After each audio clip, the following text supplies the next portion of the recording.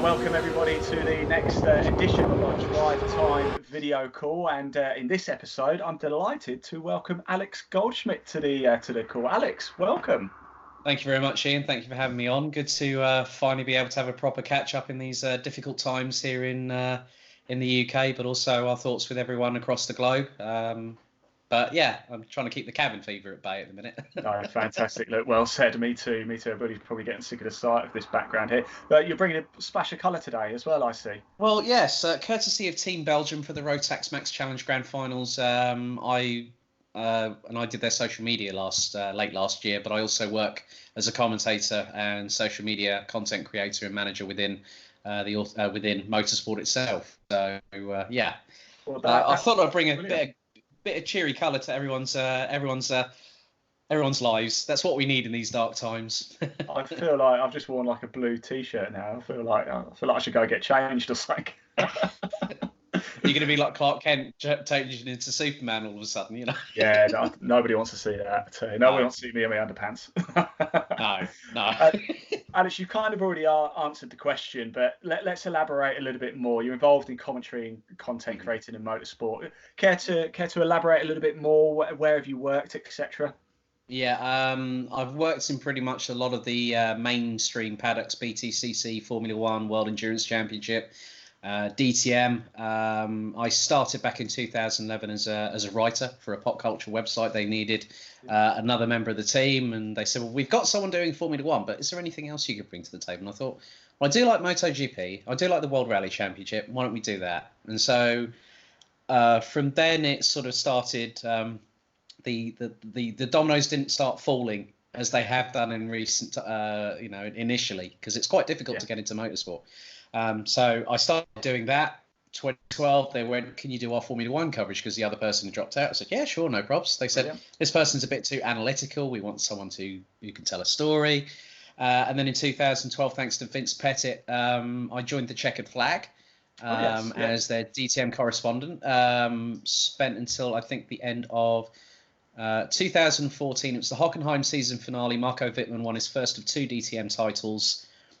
And I remember being in that paddock and I thought this could be a bit of a halcyon moment. I then moved on to also with I have to give props to my good friend who now works for Autosport, Luke Smith.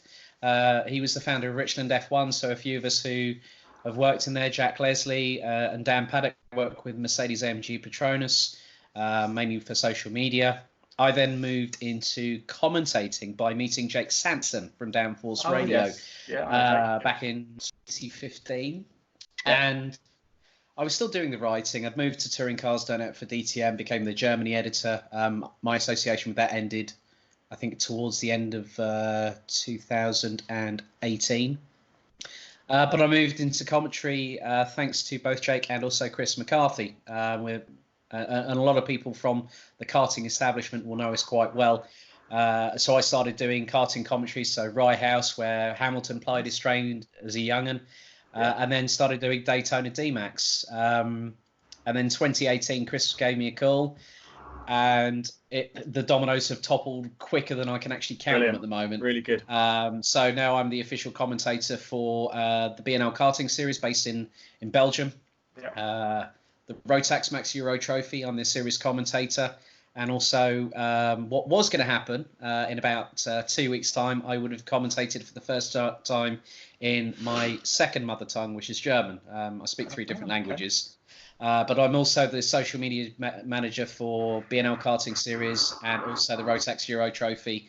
I think to count, I've probably done over 300 races in Europe in commentary so far. So that's really my story. In 2020 was going to be a pretty bombastic year, but I think at the end of the day, I'm just happy that I've got my health at the moment, mate. No, I couldn't have put it better myself. Yes, we're disappointed not to be trackside, but hey, at least we can go racing again, and we will get through this sooner rather than later, I do believe. Now, Alex, you said that you've commentated on over 300 European races. There must be a moment or two where you've looked back or you've thought, what did I say that for? Oh no. give us an embarrassing moment.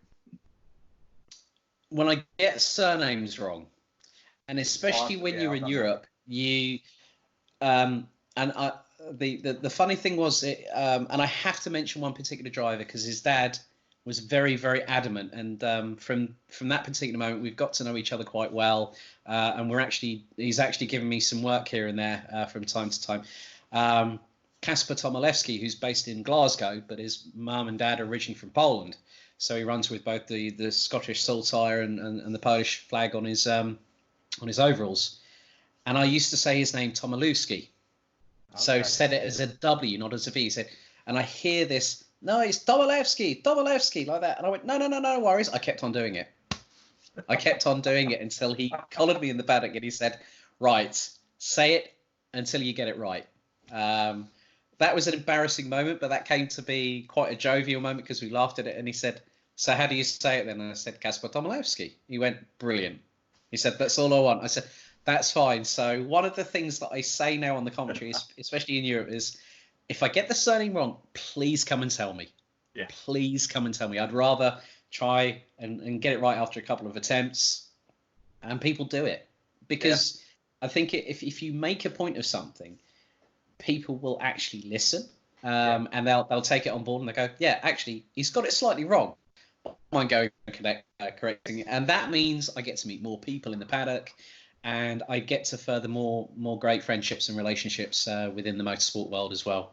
It's funny you say, Alex. I did exactly the same thing at Donington Park. I can't remember what race it was. It was an endurance race, so there was it might have been enduro car, and there was numerous different drivers. And on my sheet, I had driver A to be in the car at that time, but instead driver B had got in because they'd swapped over and not told anybody. So I'm talking to them as if they're Mr. Smith, for example, and they're Mr. Z. It's easily done.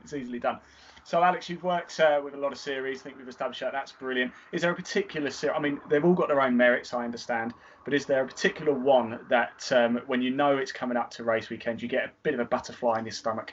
It's all the karting. It's every single karting event I do. Not any particular championship, Ian, but when I went to Karting Campillos, which is based about an hour and 15 minutes from Malaga in Andalusia, we had 200 drivers, nearly 30 different nationalities. I had 36 races as the lead commentator to call all the way through the weekend. That was including the 20, I think it was 23 or 24 on the Saturday. I've never felt so broken after a race weekend as in my voice, but also physically. And I was the one that had to drive back to the airport with good old Sarah Moore from W Series. Sarah was working with me that weekend. Yeah. And Sarah and we talked at Kartmania at Silverstone, seeing if we could work together. And I said, well, if there's an opportunity comes up, I get a phone call from my boss at the Euro Trophy. He says, can you get someone new alongside you for this year, or maybe for at least one of the events? And I said, yeah. Said someone with experience, and Sarah was the first person that popped up in my head. And we had a really, really good laugh. But it's all the karting. The karting for me has that kapow sort of feeling, like an old 1960s Batman series with Adam West behind the helm. And the graphics come up, don't they? Exactly. Kablam. That for me is when I really, really get hyped up. I still get hyped up about other motorsports, but karting for me is where you see the youngsters come through, and you can see these great talents coming up. And it's you could be talking to the next 5-time Formula One world champion and just not know it. It's very exciting. Exactly. Now, Alex, I'll let you go in a minute. I just got one very, very important question. We've got a tally going on this at the minute. If you were a biscuit, what biscuit would you be and why? This says a lot about a man. So. That's a very, very good question. You've got me there. This is one of those ones where it just really puts you on the spot. It's such a silly question, but it really gets you thinking, doesn't it? You can talk about motorsport all day. As soon as it comes to biscuits, everyone. I think everyone gets stuck on that one. I'm going to have to say a Jaffa cake. Jaffa cake's good. That's had about 2 votes so far. I'll go Bourbon, but I can go for Jaffa. And the reason for that is I'm very, very approachable, but when the energy is required, it's like the orange centre. It sort of like just goes bang. There you go, job done. But is it a biscuit or is it a cake? Depends on people's definitions. Like saying is a hot dog a sandwich? That's true. That's true. All right, we'll allow it. We'll allow it. Alex Goldschmidt. Sorry, Alex. Just before we do go, if somebody wants to get in touch with you, how do they find you? Well, I do have multiple social media accounts. I am on Instagram myself personally at Alex Goldschmidt 77. It's A Goldschmidt 77 on Twitter. That's my official Twitter handle. You can also type in at Alex Goldschmidt 1977. That will bring up my professional page as well, for where a lot of things are. But if anyone wants to connect with me on Facebook, it's alex.goldschmidt1. Perfect. Alex, have a great day. Stay safe, and I'll see you trackside sooner rather than later. I know we will. Thank you very much, Ian. Thank you for having me on. And likewise, my friend, stay safe yourself.